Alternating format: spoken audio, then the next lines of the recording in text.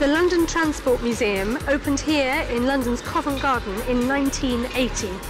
A fantastic interactive experience. It's great to come here with children and with all ages. There's lots of detail, there's lots of machines, buses and trains and tubes and trams and all sorts of things to see. So if you're looking for a fun interactive day out and with a great shop, come to the London Transport Museum.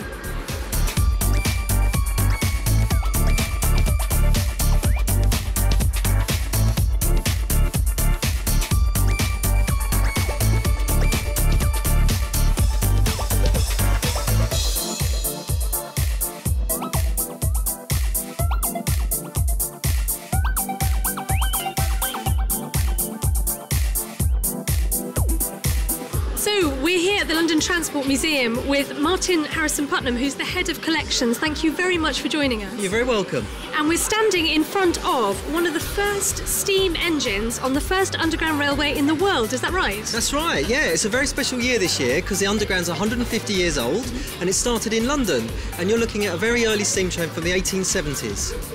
It must have been, if this was underground, it must have got very smoky. It was very smoky, and some people sort of complained at the time because it was so smoky. It was very, very popular, and on the first day, 20,000 people used it. But it was really smoky, and people wrote letters to the Times newspaper complaining about the smoke, and they had to leave the underground. There was all sorts of things were happening, but it was very, very popular.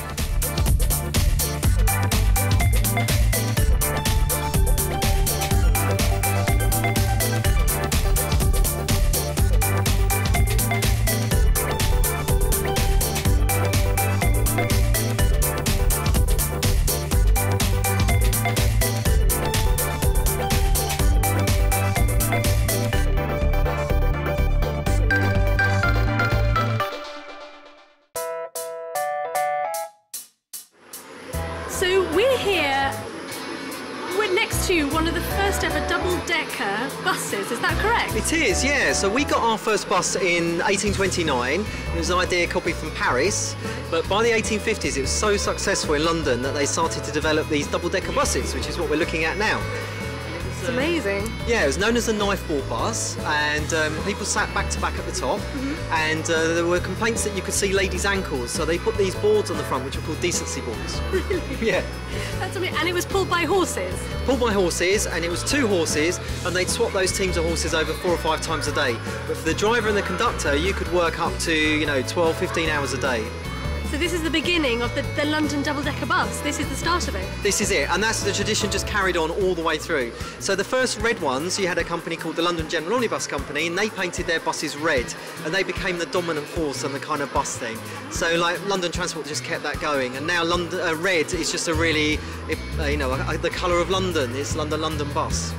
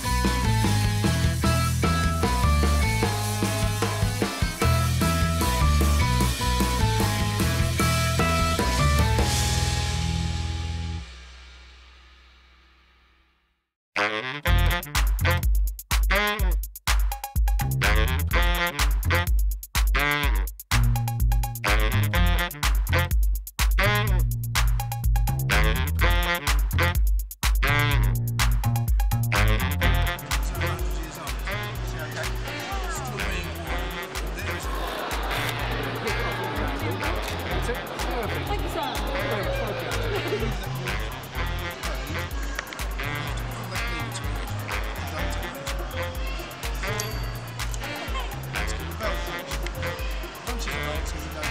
And just finally, what are your favourite things about the collection here?